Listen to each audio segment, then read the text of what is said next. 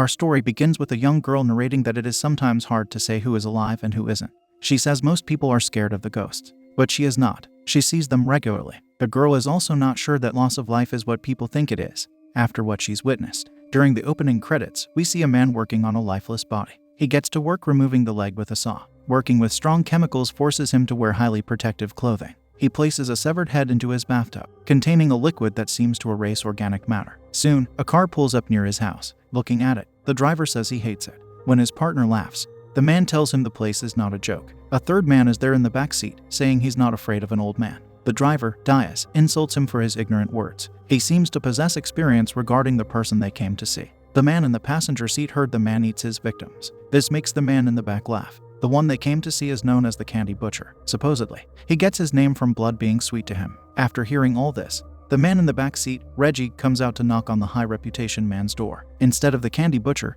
it gets opened by a young girl. Reggie tells her who he is looking for, piquing her interest as to who is asking. He doesn't cooperate with her, but it does not matter because the man soon comes to him. The man's real name is William. He asks Reggie what his business is. Reggie states to know what William does, so he wants his help. Once he receives an answer he doesn't like, Reggie starts being rude. The next scene has them opening the back of the car to show William some lifeless people, giving the man some money. Reggie wants to know if the task will be done. Diaz assures him not to worry, because this won't lead back to him. There is a problem with the people William sees in the car. One of them looks like he doesn't want to take him due to having a rule of not taking. This prompts Reggie to tell him he should do it for his daughter. William starts walking away, yet Reggie says the bodies are staying with him. He doesn't have an option. It appears like William doesn't know how to respond to that. Then we see the car driving away. The lifeless bodies are lying near William in the snow. His daughter, Gloria, comes to ask him what their story is. It doesn't matter, he says. We notice they are an interesting family, because the father does not hide from his young daughter the macabre nature of his work. Later, he has a man lying on his working table. While he gets to work on him, he holds a lollipop in his mouth. Perhaps this is where the title Candy Butcher came from. As he saws the leg, we observe Gloria mimicking his action on her toy in her room. He places the severed leg into the bathtub with the dangerous chemical liquid. Who this man is, along with why he does this kind of work, is a mystery. Gloria's toy now also has a severed leg. She seems to want to do what her father does, or is at least compelled to mimic him for some strange reason. Shortly after, a low piano note startles her. She goes into a room that has a piano, seeing that no one is there. After that, she looks in the adjacent room. Nothing is there either. At that moment, the piano note repeats several times,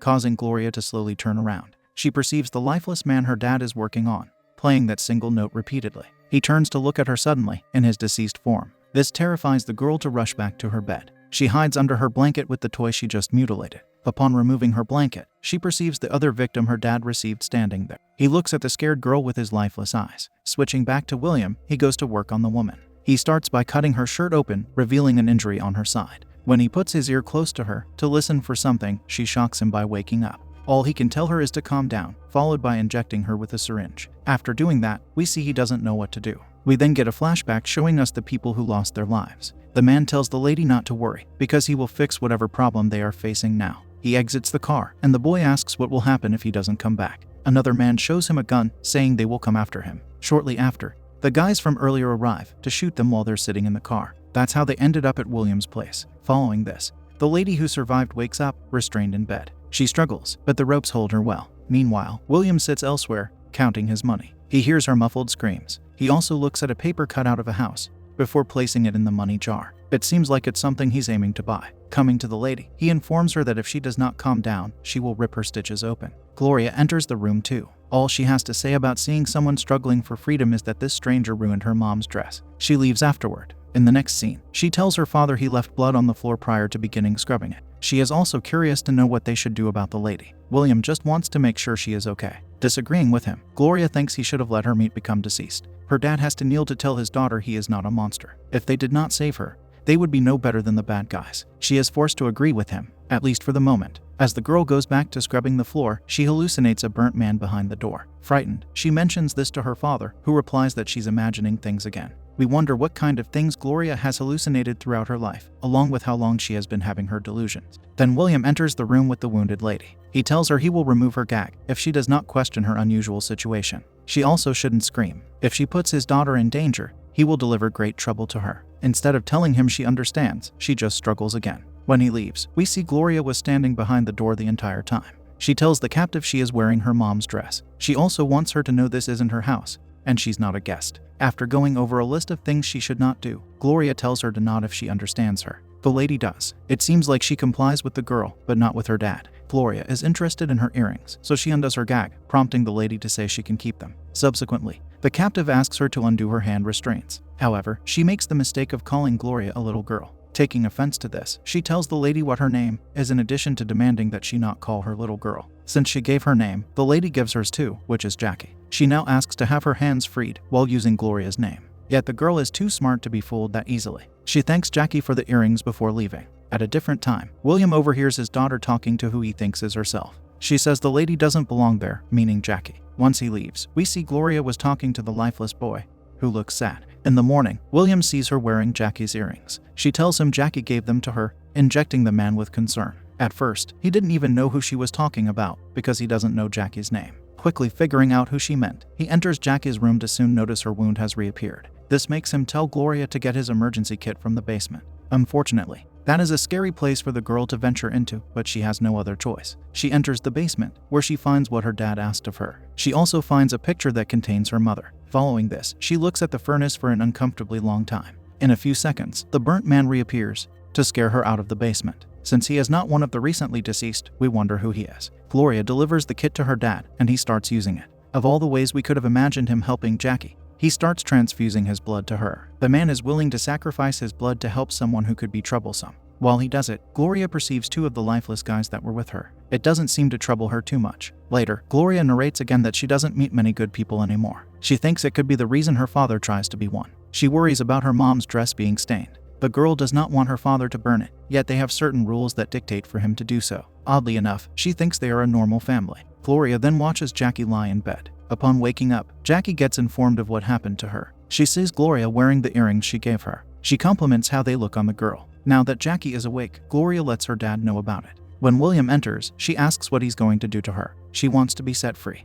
But the problem with this is that the people who dropped her off wanted her to be deceased. William knows that ruining their plans could be trouble for him. He tells her that people bring lifeless individuals to him. At that point, she realizes he is the candy butcher. She becomes scared he might eat her. However, he doesn't relinquish her mistaken belief about him devouring his subjects. Instead, he mentions the other two he received. Jackie worries her boyfriend could be among them. Yet William assures her he is not, after hearing her description. The next scene has Gloria sitting with her dad, talking about leaving. She proposes that Jackie comes with them. William opposes that thought. To him, they are different people with a different way of life. So she asks him to tell her about El Paso, because that is where he wants to go. We can see he loves the place, due to how he starts offering his daughter an atmospheric description of it. Afterward, he comes to see Jackie again. She compliments him on his skill to sew up a bullet hole. His daughter's dolls give him practice, he says. As he inspects her, she says he doesn't look like his reputation. Hearing this gladdens him, someone who claims not to have chosen the work he does. Shortly after, he starts telling her the story of how he became the candy butcher. He was once married, though his wife acquired leukemia.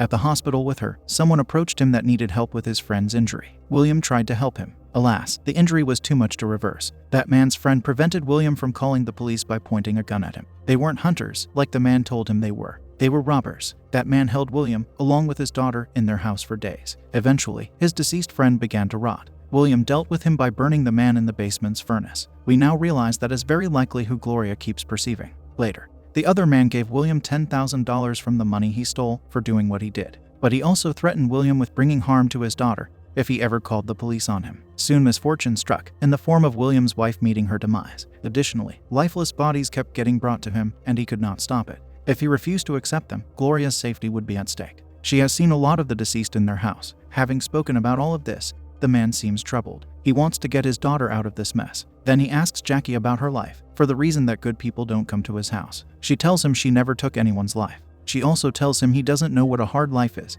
on top of him not having a right to judge her. Following this, we see Gloria talking to the lifeless boy in her room. She asks him if Jackie should come with them. The lady is no longer as bad as she was. The ghost boy whispers something to her, to which she replies is a nice thing to say, yet she has to leave. She also says she will miss him too. At night, Gloria wakes up to find blood on her. She walks into her washroom and cries. Coming to Jackie, she says she doesn't know what is wrong with her. Jackie sees the blood on her dress, causing her to comfort the girl. She learns that Gloria is 12 years old. Jackie states to help her, on the condition that the worried girl helps her with something. The next thing we see is Gloria collecting keys. She uses them to enter her father's workplace. Inside the chilling room, she walks slowly. When she picks up a purse, she observes a severed head looking her way. It makes her run away in fear. Returning with Jackie's purse, Gloria dumps its contents on the bed. A gun is one of the items that falls out. Jackie makes the girl open a pad, telling her she experienced her first menstruation. Once Gloria leaves, Jackie hurriedly collects her cell phone, the other vital item that was in her purse. She uses it to call her boyfriend, saying that the candy butcher has her tied up.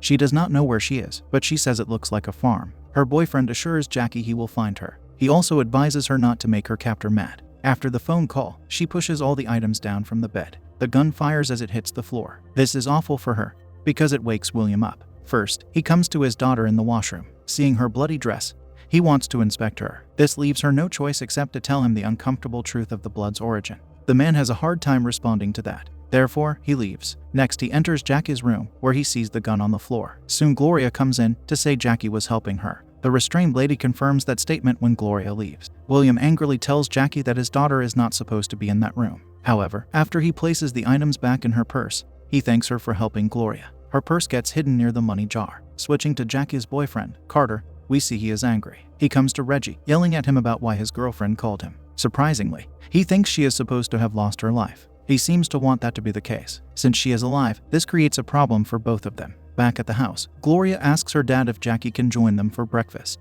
William doesn't think that's a good idea, yet we soon see her sitting with them, tied to a chair. Being a kind girl, Gloria gives her some cereal. She also gives a toast to sunrises and sunsets, which Jackie repeats. She asks the girl what she wants to become as a grown-up. At first, Gloria wanted to become a doctor. She then changed her mind to wanting to do what her father does. To clarify, she means working on the farm, not dissolving lifeless people. She says when they get to El Paso, they won't deal with deceased people anymore. She also has good news for Jackie, that she will get to go home today. But she wants her to come with them. At that moment, William tells Gloria to retrieve their suitcases, because he needs to talk to Jackie alone. He tells her he will give her a sedative. Once she awakens, they will be gone, allowing her to freely leave. He wants her to promise that she will never speak of them. Jackie says she understands. She wants him to know that she thinks his daughter is a good girl. Upon Gloria's return, Jackie tells her she has a life there. That does not allow her to go with them. While she is putting their packed suitcases in the car, we see the gang riding to their house. What a convenient time for them to arrive, right before the point the family is about to leave. Shortly after, William sees the car pulling up to the house. He orders Gloria to come back inside. Coming in, she gets told to take Jackie back to her holding room. Then William hears Jackie's phone buzzing in the cabinet. He takes it out to see it's a message from Carter. Furthermore, he equips himself with Jackie's gun. The message forces him to question Jackie who Carter is. She hesitates, though it doesn't take long for her to say he's her boyfriend. The important part is that he's not there to hurt anyone, she says. If only she knew the truth. After that, she sees him through the window. The moment Reggie comes near him, she recognizes the wicked man. Her face instantly shows her confusion. Soon, William comes out to meet them. He wants to know if they received a complaint. Reggie is not straightforward with the issue, asking if there was anything unusual about the last delivery of people William received. The candy butcher does not stall. He says one of them was alive. He wants to go get her, but Reggie gets angry and demands to know why William didn't inform them about it. Of course, there was no way for him to do that, for he does not possess their contact information. Back at home, he comes to Jackie to start taking her out. He is angry because it is her fault they came. Gloria worries for her, yelling for her father to stop taking her out. However, he disregards his daughter's wish by bringing Jackie to the three of them. She sees Carter sitting in the car. She also pleads to William that he does not do this to her. It could cost her her life. William decides to let Jackie take her gun from him to start shooting at the criminals. She manages to hit Reggie somewhere. Meanwhile, Gloria hides in the dreadful basement per her father's command. The duo returns home, where Jackie keeps firing from the window. William takes their offense to the next level by collecting a shotgun. He uses it to deliver a serious injury to Reggie's partner. He then collects a combat knife before the gang of wrongdoers enters his house. In there, Reggie finds William's money jar. Once they hear a door creaking, Reggie wants Diaz to go into that room. As Diaz walks within William's chilling workroom, he is rightfully scared. He passes William without knowing it, due to the latter hiding in one of his protective suits. Suddenly, he sees lifeless people coming at him, injecting him with fear. Is he perceiving the ghosts Gloria perceives? If that is the case, we wonder how. Afterward, William surprises Diaz by pushing him into the bathtub full of the corrosive liquid. He is even allowed the luxury of holding him in there, because of his protective suit. In the basement, Gloria perceives the burnt man again, as he slowly comes toward her. She does not run this time, she just holds her mouth. Cautiously moving through the house, Carter yells out to Jackie. He enters a room where she delivers a surprise attack on him using a baseball bat. It does not bring him down, though, so a fight ensues. The lady is angry, yelling that he lied to her. In turn, he shows how despicable he is when he says it was just business to get rid of her. At that moment, Carter perceives the lifeless man behind her. Of course, it scares him, prompting the man to back away. He fires his gun at the ghost while Jackie crawls away. For some reason, she cannot see the ghost. Perhaps they just don't want her to see them. In the meantime, Reggie descends into the basement. He yells out to Gloria there. Returning to Jackie, she does not allow Carter to rest. The fight continues, resulting in her bringing him down. She had the upper hand with the baseball bat. She also makes sure he loses his life, as punishment for betraying her. The chaotic situation brings the poor lady to tears. After hiding for a while from Reggie, Gloria decides to strike him with a stick. Unfortunately, she does not possess the strength to bring him down. Therefore, he grabs her. William comes to them and points a gun at Reggie. Likewise, the foul man holds a gun to his daughter. He says all William had to do was give them Jackie. He forces the candy butcher to put his gun down. Then he gets shot. Gloria runs to her injured father. At that time, the furnace activates and the room starts shaking. Reggie can perceive the boy whose life his gang took. The latter screams, which sends Reggie partially into the open furnace. We see how the burnt man is there to drag him in entirely. With all the enemies eliminated, Gloria tells her dad she can fix him. But maybe she just wants to believe that. He tells her she is safe now. Safe or not, she still cries. He wants his daughter to know that everything good about him resides in her. The man starts saying, to sunrises, causing Gloria to finish by saying, to sunsets. She manages to say she loves him prior to his passing away. Shortly after, Jackie comes to witness the tragedy. She comforts the poor girl in her darkest hour. The final scene has the duo leaving the house and entering the truck. Gloria sits with the jar of money. She looks back to observe all the deceased people who stay within the boundaries of that house. Her father is now among them. As she rides away with her new friend, Jackie, she narrates that she thinks people do bad things for good reasons. Her father was a good man who did bad things. However, she was the reason he did them. The young girl with a new life ahead of her says farewell to him.